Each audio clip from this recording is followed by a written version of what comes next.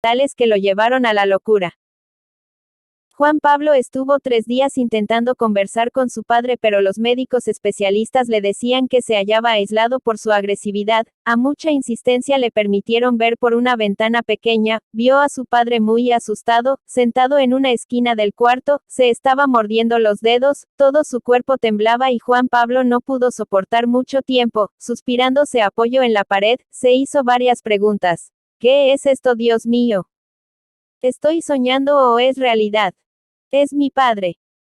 Se cubrió con ambas manos el rostro para ocultar sus lágrimas y se alejó por aquel pasillo, donde se escuchaban los pasos y gritos que salían de los cuartos, llegó al patio, observó a otras personas que tenían problemas mentales pero que eran indefensos, caminaban como unos niños grandes perdidos en un laberinto, salió hasta la puerta principal. Afuera había muchas personas preocupadas por sus parientes, algunos sentados en las bancas, esperando la oportunidad para conversar con ellos, mientras tanto comentaban sus problemas, tratamientos, etc. Por la noche retornó a Cochabamba muy pensativo sobre la situación de su padre y se preguntaba qué pasará en el futuro. El recorrido de la movilidad fue de varias horas hasta llegar a su destino. Cuando llegó de Sucre, se fue a su casa a dejar su bolsón y desesperadamente salió rumbo al local, Mancas, a la altura de Sipe, con el afán y la esperanza de apagar las preocupaciones que le destrozaban el corazón cada día. Entró en aquel local y se encontró con René, Silvano y Víctor, amigos que conoció meses atrás en aquel local. Más tarde hubo problemas, los ocasionó René, un amigo de estatura baja, delgado y de carácter brusco, empezó a gritar señalando con el dedo a un muchacho que se encontraba bebiendo en otra mesa. ¡Ladrón! Signo de cierre de exclamación. Ladrón, tú me robaste mi chamarra. Al oír aquellas palabras, el muchacho muy molesto levantó una botella de cerveza vacía, y rompiéndola violentamente en una de las mesas se aproximó preguntando, ¿quién es ladrón? Y gritó más fuerte aún, ¿quién es ladrón? Sin dudar estrelló el resto de la botella en el rostro de René, inmediatamente la sangre le empapó la ropa. Juan Pablo solo escuchaba los gritos de dolor en medio de la confusión. Allí mi cara. Mi cara. La desesperación los llevó a los golpes. Víctor recibió una puñalada en el brazo derecho. Mientras la pelea seguía, el dueño del local llamó a la policía y en cuanto escucharon la alarma, no tardaron en huir todos los muchachos que estaban involucrados en el problema. De la misma manera Juan Pablo y sus amigos abandonaron el lugar hasta llegar a una casa a media construcción. Decidieron descansar mientras cubrían con sus pañuelos las heridas profundas. Más tarde, en medio de la oscuridad, desde los muros observaban a los 6 policías que pasaban al trote. El oficial que estaba al mando, muy molesto, ordenaba: apresúrense. Apresúrense. Tenemos que detenerlos si es posible a puro golpe a esos maleantes pandilleros. Escuchando a los policías temerosos se alejaron sin rumbo hasta llegar a una granja de gallinas. Ahí René, Silvano y Víctor se alejaron. Juan Pablo quedó solo sin saber qué hacer. La oscuridad no le permitía orientarse, solo escuchaba el ladrido de los perros. Se apoyó a un árbol de molle por unos minutos, porque los efectos de la bebida no le permitía dar pasos firmes y seguros. A pesar del susto que llevaba se puso a pensar en los peligros, entonces decidió ocultarse en medio de los arbustos hasta que amanezca. Así pasaron las horas, el frío del amanecer lo hizo temblar. De pronto, escuchó varias voces que cantaban acompañados de un charango y un acordeón, y Santa Veracruz Tatala. Cujela, Cujela Niguanqui. Sacó la cabeza de los arbustos para ver quiénes eran, pero la oscuridad no le permitía distinguir. Poco a poco se aproximaron varias personas mayores, algunas mujeres cargaban a sus hijos en sus espaldas. De pronto, una persona lo vio y empezó a gritar, ¡Su guarruna! ¡Su guarruna! Al escuchar esas palabras dejaron de cantar. Muy alarmadas las mujeres empezaron a levantar piedras preguntando, Mait. Mait. Temeroso salió de los arbustos, no soy ladrón. Por favor no me hagan daño. Los hombres desconfiados se acercaron a preguntar, Ima takan kaipi munanki. Tembloroso respondió, no recuerdo cómo llegué hasta aquí, estoy borracho. Uno de los hombres se aproximó para observarlo, alarmado dijo, Ari, Kuapanakhaya. En ese momento, uno de ellos observó bien las manos y la ropa de Juan Pablo empapados de sangre y dijo, Kashan ya Warrior. Buñuchincha runata. Todos clavaron su vista en sus manos y su ropa, sin darle tiempo para que explique, se abalanzaron, amarrando sus manos en la espalda y le pusieron una cuerda en el cuello, lo trasladaron como un animal, hasta un sector donde había muchas casas, uno de ellos gritó, Sipina. Guañuchina Suwata.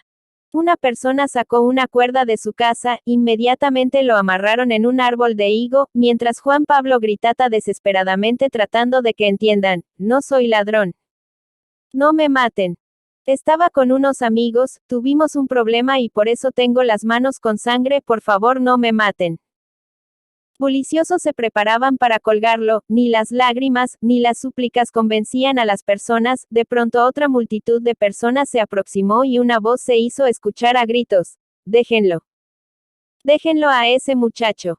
Hubo intercambio de palabras y empujones entre ambos grupos, unos estaban ebrios y otros conscientes, de pronto el señor que lideraba el segundo grupo se acercó y les dijo casi suplicando, hermanos, déjenlo a este muchacho. ¿Creen ustedes que matándolo van a solucionar algo? Si en verdad fuera como ustedes dicen que están haciendo justicia, ¿quién de ustedes va a ser el responsable de este linchamiento? La tensa furia de la multitud se empezó a calmar, en silencio se miraron unos a otros, sin decidirse empezaron a retirarse molestos murmurando, en ese momento un niño aproximadamente de 12 años, preguntó, hermano Zenón, le quitó la cuerda del cuello. Suspiró contento y movió la cabeza afirmativamente, mientras su mirada serena estaba fija en el rostro de Juan Pablo y luego respondió, sí, hermano Francisco, por favor. El hermano Zenón lo tomó del hombro a Juan Pablo, le preguntó sobre lo que había sucedido, posteriormente cuando supo la verdad le llamó la atención y por último trató de orientarlo sobre su futuro. Zenón dijo que era un pastor, pero no dijo de qué iglesia, tenía mucho conocimiento sobre la Biblia.